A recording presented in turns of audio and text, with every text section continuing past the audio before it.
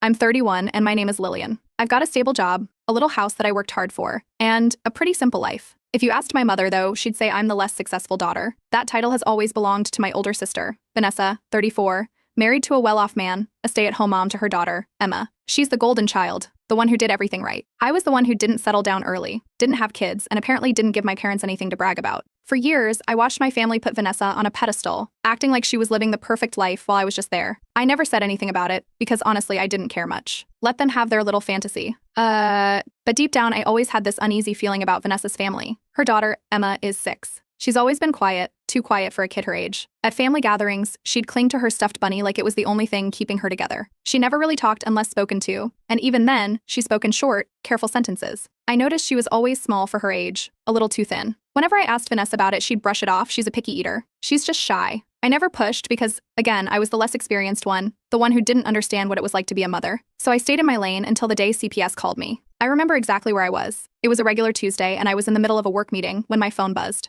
I ignored it at first, but when I saw the voicemail notification, I felt this strange pit in my stomach. The message was short. A caseworker introduced herself, said my name was listed as an emergency contact for Emma, and asked me to call back immediately. I don't think I've ever dialed a number so fast in my life. The caseworker was calm but firm. Emma had been removed from Vanessa's care due to neglect. They couldn't give me full details over the phone, but they needed me to come to the office as soon as possible. I don't even remember the drive there. My heart was pounding the whole time. When I walked into the CPS office, I spotted Emma right away. She was sitting in a chair, hugging that same stuffed bunny, staring at the floor. Her little hands were gripping the fabric so tight that her knuckles were white. She looked exhausted. Her face was pale, her hair messy, and her clothes were too thin for the weather outside. I crouched down in front of her, trying to smile even though my chest felt like it was about to cave in. "Hey, sweetheart," I said softly. She didn't say anything, but her eyes flickered up to mine for just a second before she looked down again. The caseworker pulled me aside and explained what little she could. There had been reports of neglect for a while. Neighbors had noticed Emma looking malnourished, wearing dirty clothes, and being left alone for long periods. Finally, someone made a call that stuck, and when CPS arrived, the situation was bad enough that they removed her immediately. I felt sick. I always had a gut feeling that something was wrong, but I never imagined it was this bad. And now I was standing there looking at this little girl who had nobody else. Then my phone rang. Vanessa. I stepped outside to take the call, and the moment I answered, she was hysterical. "This is all a mistake. You have to tell them. You have to give her back to me, Lillian. You know I would never hurt my daughter." I barely got a word in. Ow. She kept going, crying, swearing that this was all some kind of misunderstanding, that the caseworker had a personal vendetta against her, that Emma was just going through a phase. Then her voice changed. "If you don't give her back, I will never forgive you," she hissed. That's when I hung up. I went back inside, looked at Emma, and made my decision. I told the caseworker I would take her. The next few weeks were a blur. I was granted emergency temporary custody while the legal process played out. The investigation was ongoing, and I knew it would take time before any permanent decision was made. Emma was quiet at first, barely speaking above a whisper. She wouldn't eat much, and she flinched every time I raised my hand too quickly, like she was used to being hit. Then little by little, she started to relax. I found out she loved strawberries, so I stocked up. She started eating more, sleeping better. One night, I walked past her room and saw her curled up in bed, hugging that bunny, breathing evenly. It was the first time I'd seen her look peaceful. But then she started talking. She told me about going to bed hungry. It's about being locked in her room when she misbehaved. It's about how she wasn't allowed to cry, because crying makes mommy mad. I wanted to scream. Instead, I hugged her and promised she was safe. Meanwhile, Vanessa wasn't done. She started telling everyone that I stole Emma, that CPS had made a mistake, that I was just jealous of her perfect life. My parents ate it up. They called me, demanding that I do the right thing and give Emma back to her real mother. I told them if they really believed that, they should go ask Child Protective Services why they took Emma away in the first place. I stopped responding to their calls and messages and eventually changed my number. I wasn't going to let them guilt me into putting Emma back in danger. A week later, the caseworker told me something that made my blood run cold. They were investigating more than just neglect. There was evidence that Vanessa's husband might have been hurting Emma in ways I didn't even want to imagine. That night, Emma called me mommy by accident. The second she said it, she clamped her hands over her mouth, like she'd done something wrong. I pulled her into my arms and whispered, "It's okay, sweetheart. You're safe now." And for the first time, she believed it. The first sign that Vanessa wasn't going to back down came in the form of a knock at the door. A man in a suit handed over a thick envelope, legal papers. Vanessa was suing for full custody, demanding Emma be returned immediately. The official language made it sound like I had kidnapped my own niece, like I was some outsider trying to take what wasn't mine. The next call came from my mother. Her voice was tight with anger, no more pretending to be neutral. She accused me of tearing the family apart, of trying to play mother when I would never be one. There was no room for discussion, just a demand that I drop the case and let Vanessa fix this. I hung up before she could say more. Emma's nightmares started soon after. She would wake up screaming, her small body shaking as she clutched her stuffed bunny. I would rush to her room, but she wouldn't say what the dreams were about. She would just stare at the walls, her hands gripping the blankets so hard her fingers turned white. The tension outside the house wasn't letting up either. Vanessa took her fight to social media, making exaggerated claims about how I had manipulated Child Protective Services into taking her daughter away. She painted herself as the perfect mother, a woman who had been wrongfully accused. Comments poured in, some defending her, others asking questions she refused to answer. Then, mutual friends started reaching out. Some were cautious, asking what was really happening. Others weren't so kind, outright accusing me of being jealous, of wanting to steal Vanessa's life. I didn't respond. I had bigger things to focus on. One evening, in the middle of all this chaos, something unexpected happened. Emma laughed. Not a small chuckle or a nervous giggle, an actual, full, joyful laugh. We were watching a silly cartoon, and something about it sent her into a fit of giggles. It was the first real sound of happiness I had heard from her. For a moment, everything else faded, but the legal battle was just beginning. I hired a lawyer, someone with a reputation for handling difficult family court cases. She made it clear that this wasn't going to be quick or easy. Vanessa had money, connections, and the ability to put on a good show when it suited her. But we had evidence. The first court date arrived fast. Vanessa's lawyer argued that she was a loving mother who had made a few mistakes, that Emma should be returned to her immediately. My lawyer pushed back, presenting CPS reports, medical records, and statements about Emma's condition when she was removed. The judge wasn't convinced enough to make a final ruling but refused to return Emma right away. The custody order remained in place while the investigation continued. Vanessa stormed out of the courtroom, muttering that she would never let this stand. Then, an unexpected witness came forward. A former babysitter of Emma reached out after seeing Vanessa's social media posts. She had always been too afraid to speak up before, worried about legal trouble or retaliation, but now she was ready to talk. Her testimony was damning. She described being underpaid, watching Emma go to bed without dinner, and witnessing Vanessa lock her in her room for hours as punishment. As the legal fight intensified, Vanessa's husband started pulling away. He made a public statement saying he had no idea about the neglect. But behind the scenes, his actions told a different story. My lawyer found out he had quietly moved money out of their joint accounts right before the CPS case started. It raised questions about whether he had been planning to leave all along. While all of this unfolded, I got Emma into therapy. The therapist confirmed what I already knew: Emma was dealing with serious trauma. She had trouble trusting adults, she was anxious around loud voices, and she hesitated before accepting comfort. Then Vanessa called. Her voice was different this time, softer, tearful. She claimed she had changed, that she just wanted to talk. She begged me to meet her, just the two of us, no lawyers, no arguments. Against my better judgment, I agreed. We met in a cafe, a public place. The moment I walked in, I knew I had made a mistake. There were cameras, a local news crew. Vanessa was already sitting at a table, dabbing her eyes with a tissue, playing the role of the heartbroken mother. I turned and walked out without a word. Emma's therapist advised me to cut off all contact with Vanessa for now. I agreed. My parents weren't happy about that decision, but I stopped answering their calls too. Then, a crucial turning point came. The court agreed to consider a psychological evaluation of Vanessa after multiple reports raised concerns about her behavior. If the evaluation revealed serious issues, it could heavily influence the case. For the first time, it felt like the truth was finally catching up to her. The results of Vanessa's psychological evaluation came back, and they were exactly what my lawyer had expected. The report flagged narcissistic tendencies, a lack of emotional regulation, and most importantly, an inability to recognize or prioritize Emma's emotional well-being. It wasn't a diagnosis, but it was enough to show the court that something was seriously wrong. Instead of addressing the concerns, Vanessa went on the attack. She called the entire system corrupt, claiming that courts were biased against good mothers and that she was being punished for not being perfect. Her social media posts ramped up, this time accusing CPS of being influenced by bitter people with an agenda. Some people still defended her, but the tide was turning. The more she spoke, the worse she sounded. That didn't stop my parents from doubling down. They started making ultimatums, warning me that if I didn't step aside and return Emma to Vanessa, I was out of the family. They saw my fight for custody as a betrayal, choosing an adopted role over blood. The calls and messages were relentless until I finally blocked their numbers. That was the moment I realized I wasn't just fighting Vanessa. I was fighting my entire family. One night, as I was tucking Emma in, she reached for my hand. Her grip was small but firm. She looked up at me, hesitated, then whispered, "I love you, Mommy." Her voice was quiet, like she wasn't sure if she was allowed to say it. I squeezed her hand back and told her I loved her too. As the custody battle dragged on, an unexpected ally reached out. Vanessa's former best friend, someone she had cut off years ago, sent me a message. She told me that Vanessa had always been more concerned with how she looked as a mother than actually being one. According to her, Vanessa saw Emma as an accessory, not a child. I asked if she'd be willing to testify.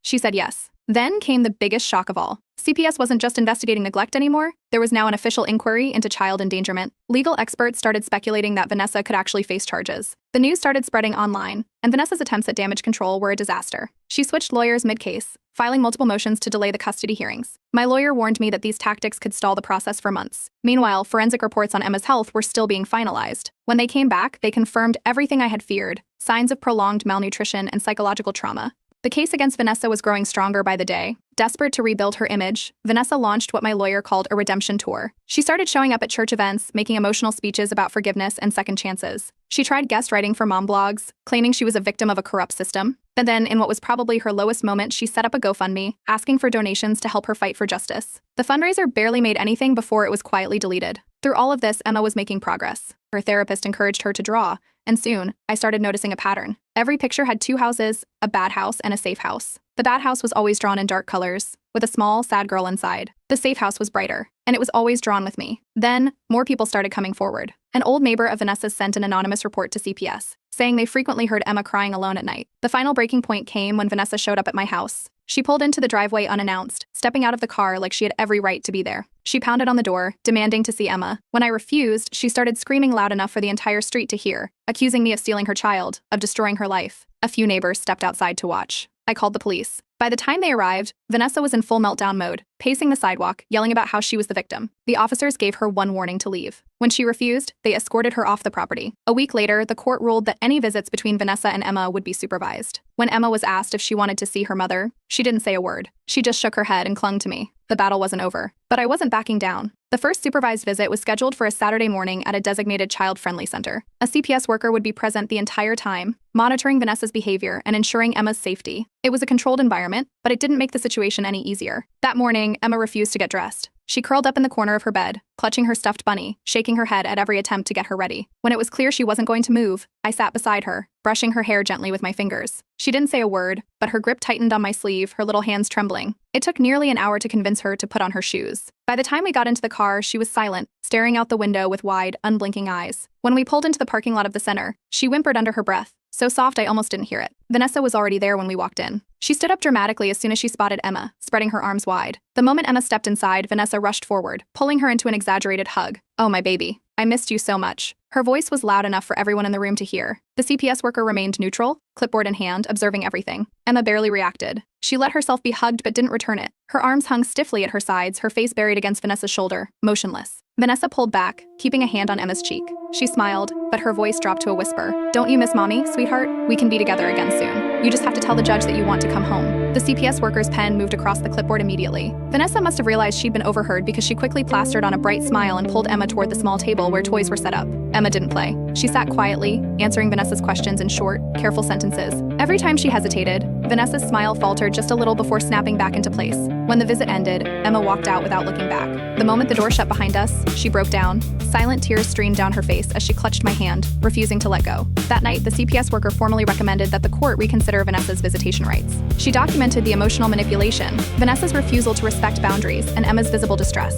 The next day, my parents called again. This time, their voices were calm, almost rehearsed. They suggested I meet Vanessa halfway, that I should let Emma spend the night at her real home. When I refused, the conversation turned cold. My mother sighed heavily before hanging up. Later that week, my lawyer called. The judge was paying close attention to the visits, and Vanessa's behavior wasn't working in her favor. But Vanessa wasn't done pushing her limits.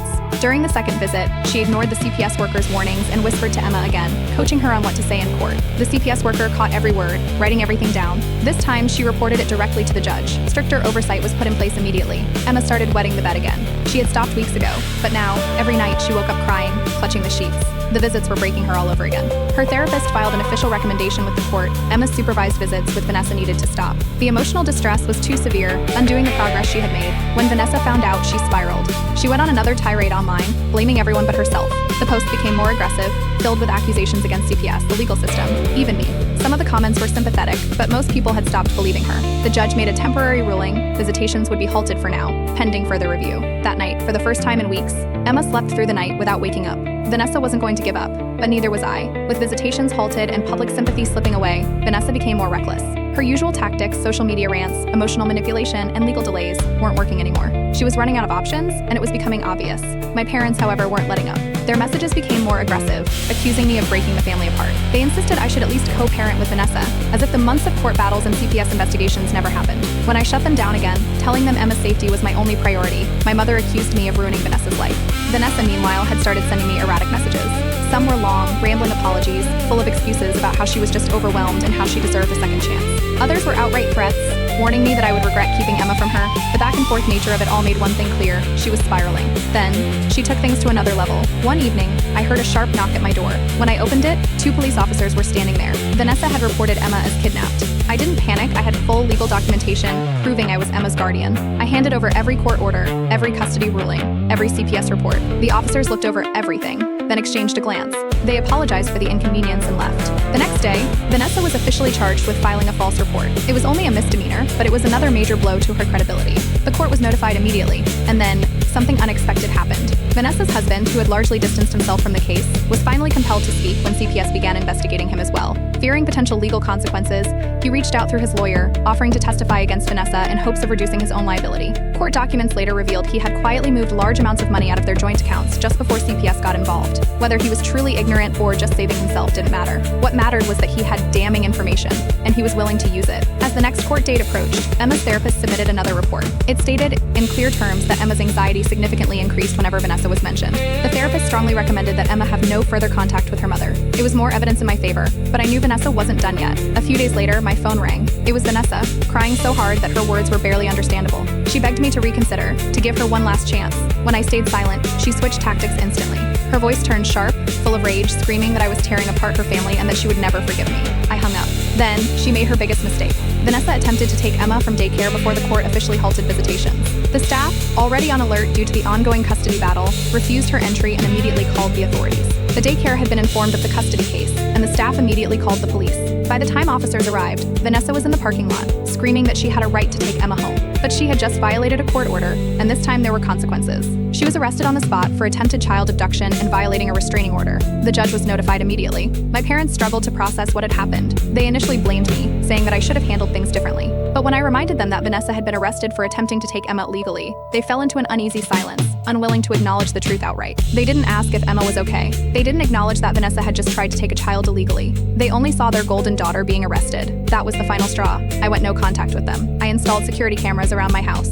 I made sure Emma's school had every legal document stating Vanessa wasn't allowed near her. The court fast-tracked the final custody hearing. Vanessa had lost. And this time, there was nothing she could do about it. The final court hearing arrived faster than expected. With Vanessa's recent arrest and the overwhelming evidence against her, my lawyer was confident. But I knew Vanessa wouldn't go down without a fight. When she walked into the courtroom, she was almost unrecognizable. Dressed conservatively, clutching a Bible, she looked like she had been preparing for this performance for weeks. Her hair was neatly styled, her makeup was soft and natural, and she moved with careful grace, as if she was playing the role of a reformed mother who had seen the error of her ways. But the judge wasn't interested in theatrics. When it was Vanessa's turn to speak, she launched into a shaky, teary defense, insisting that the attempted kidnapping was a misunderstanding. She claimed she had been overwhelmed, that she only acted out of desperation because she loved Emma so much. The judge, clearly unimpressed, cut her off mid-sentence. Violating a court order and attempting to take a child illegally wasn't a misunderstanding. It was a crime. The energy in the room shifted. The weight of Vanessa's actions became undeniable. No one could argue that this was just a custody battle anymore. This was about a child's safety. Then came the moment Vanessa had been dreading. Under subpoena, her husband was called to testify. He sat stiffly, avoiding Vanessa's eyes as he admitted that, while he had never directly harmed Emma, he had known what was happening.